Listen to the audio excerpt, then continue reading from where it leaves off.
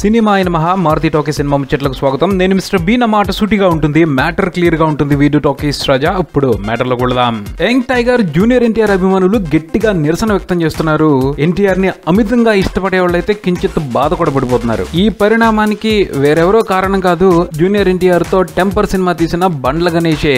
ఎన్టీఆర్ అభిమానుల్ని బండ్ల గణేష్ ఇంతలా ఎందుకు బాధ పెట్టాల్సి వచ్చింది అంటే, ఈ మధ్యన ఆయన TV9 లో ఎన్కౌంటర్ అనే ప్రోగ్రామ్ లో కనిపించి చాలా బోల్డ్ గా మాట్లాడి గొప్ప ఆర్డర్ గణేష్ బాబు అనిపించుకున్నాడండి. ఆ కార్యక్రమంలో న్యూస్ యాంకర్ మురళీకృష్ణ చేసిన ఎన్కౌంటర్ లో కొన్ని ప్రశ్నలకి సమాధానాలు చెప్పలేక బండ్ల గణేష్ నీళ్లు నమిలాడు. ముఖ్యంగా ఎన్టీఆర్ గురించి అడిగిన ప్రతిసారి సమాధానాలు చెప్పలేక దాటవేయటాలు, కామ్ గా ఉండటాలు చేశాడు. దాంతో ఎన్టీఆర్ కి బండ్ల గణేష్ కి మధ్య ఏదో జరిగింది అన్న మాటలకి రూమర్స్ కి ఊతమిచ్చాయి. ఏదో జరిగే ఉండొచ్చు. ఆ విషయం గురించి అయితే ఎన్టీఆర్ అభిమానులు పెద్దగా పట్టించుకోలేదు. కానీ ఒక విషయంగా మాత్రం వాళ్ళు చాలా బాధపడ్డారు. అదేమిటి అంటే, పవన్ కళ్యాణ్ గురించి, రామ్ చరణ్ గురించి మాట్లాడుతూ వాళ్ళని ఆకాశానికి ఎత్తేశాడు. కానీ జూనియర్ ఎన్టీఆర్ దగ్గరకు వచ్చేప్పటికి, ఆయన గురించి మాట్లాడాల్సి వచ్చేప్పటికి మొహమాటానికి కూడా 4 మంచి మాటలు మాట్లాడలేదు. అంతేకాకుండా గోవిందుడు అందరవాడు విడుదల సమయంలో రామ్ చరణ్ నాకు బాగా సపోర్ట్ చేశాడు అని చెప్పుకుంటూ వచ్చాడు. మరి టెంపర్ విషయంగా ఎన్టీఆర్ సపోర్ట్ చేయలేదా అని అడిగితే అనుమానం కలిగించేలా ఎక్స్ప్రెషన్స్ పెడుతూ దాటవేశాడు.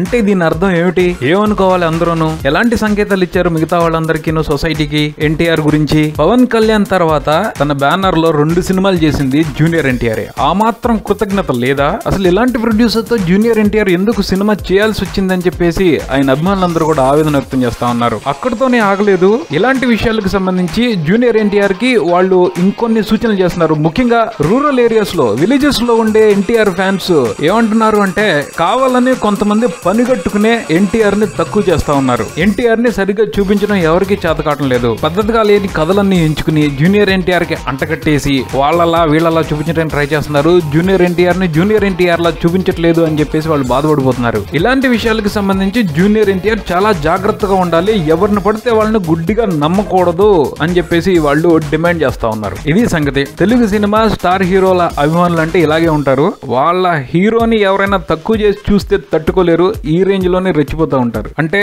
వార్తలు తెలుస్తున్న వాటిని బట్టి, వాళ్ళు ఎనాలిసిస్ చేసుకున్న దాన్ని బట్టి ఇలానే రియాక్ట్ అవుతూ ఉంటారు. వాస్తవంగా పరిశ్రమలో ఉన్న పరిస్థితులు వాళ్ళకి తెలియవు కాబట్టి వాళ్ళ హీరోని ఎక్కడైనా సరే తక్కువ చేసి చూపిస్తే తట్టుకోలేరు. పోతే ఇక్కడ విషయాన్ని గమనించాలి. అదేమిటి అంటే, సినిమాలకు సంబంధించి అభిమానులు మాత్రమే ప్రతి విషయాన్ని సీరియస్ గా తీసుకుంటారు. సినిమాల్లో పనిచేసే వాళ్ళు కాదు. ఎందుకంటే రాజకీయాల్లోనూ సినిమాల్లోనూ శాశ్వత శత్రువులు, శాశ్వత మిత్రులు ఉండరు. అవసరాన్ని బట్టి అన్ని రిలేషన్స్ మారిపోతూ ఉంటాయి. ఇక్కడ బడా నిర్మాత బండ్ల గణేష్ ప్రవర్తన కూడా అందుకు మినహాయింపేమీ కాదు. ఇది బుల్టన్. మరో బుల్టన్తో మళ్ళీ కలుద్దాం. Keep watching Maruti Talkies. For me mister B and Talkies Raja. Thank you.